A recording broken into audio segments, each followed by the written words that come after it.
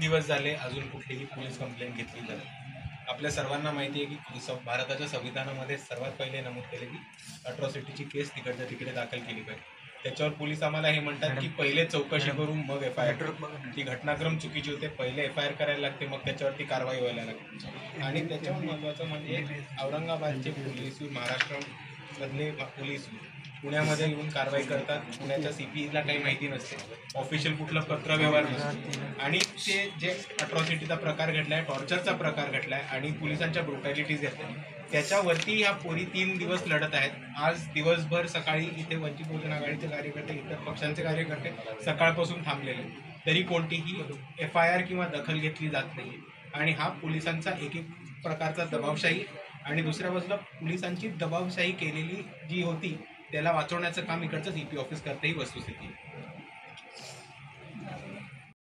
हे बघा, एक विवाहित मुलगी होती, लग्न झालेली औरंगाबादची. तिचे सासरे तिला मारहाण करत होते आणि तिचे सासरे तिला त्रास देत होते, म्हणून ती प्रोटेक्शनसाठी पुण्यात आली. तिचे सासरे आता रिटायर्ड IPS आहेत आणि पोलीसमध्ये काम करायचे, पण ते आत्ता पदावरती नाही आहेत, आत्ता ते निवृत्त नाही, ते रिटायर झालेले आहेत. ही वस्तुस्थिती.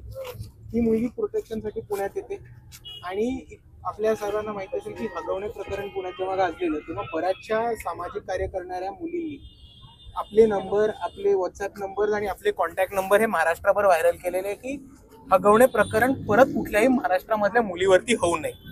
आणि म्हणून काही आपण म्हणू सोशल वर्कर्सनी आणि काही समाजकार्य करणाऱ्या मुलींनी त्यांचे नंबर व्हायरल केले होते. आता जी मुलगी औरंगाबादवरनं आली, आता आपण सर्वांनी समजून घ्या की अतिशय सेन्सिटिव्ह केस असल्यामुळे मी कोणाचंही नाव घेणार नाही.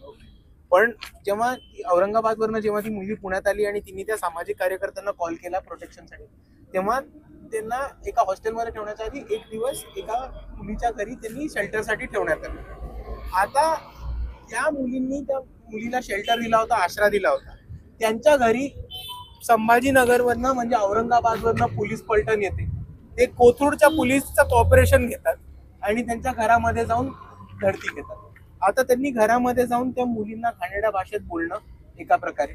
एक महिला पोलीस होती, बाकी सगळे पुरुष इन्स्पेक्टर असताना त्यांच्या खोलीत घुसणं, त्यांच्या बाथरूममध्ये घुसणं, त्यांच्या घरात जाणं, त्यांच्या कपड्यांना हात लावणं, त्यांच्या अंडरगार्मेंट्स, इनरवेअर्सना हात लावणं, हा प्रकार पुरुष पोलिसांनी केलाय.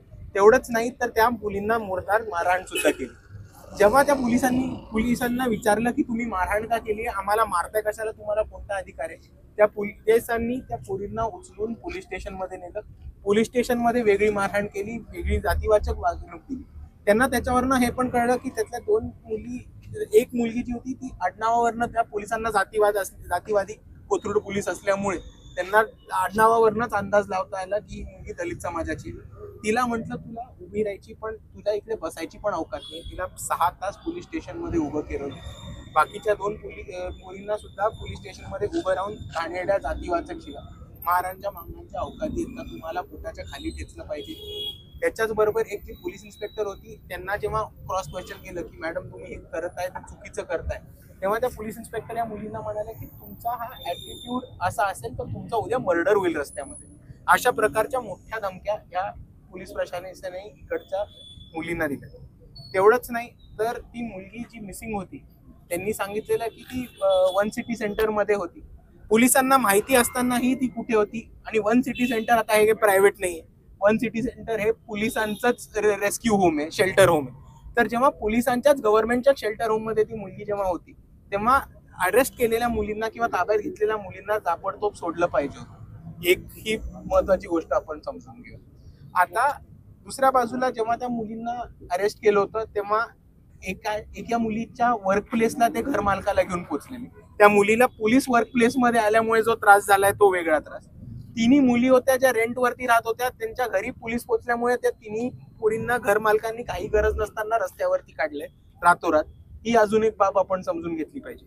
त्यातल्या एका मुलीला पोलीस स्टेशन मधनं, म्हणजे पहिले कोथरूड पोलीस स्टेशन, मग विश्रांतवाडी पोलीस स्टेशन, मग मुंडवा पोलीस स्टेशन आणि मग फायनली CP ऑफिस, असं करून तिला शेवटी रात्री कोंढवा का मुंडवा साईडला एक रात्री 11:15 वाजता सोडलं होतं.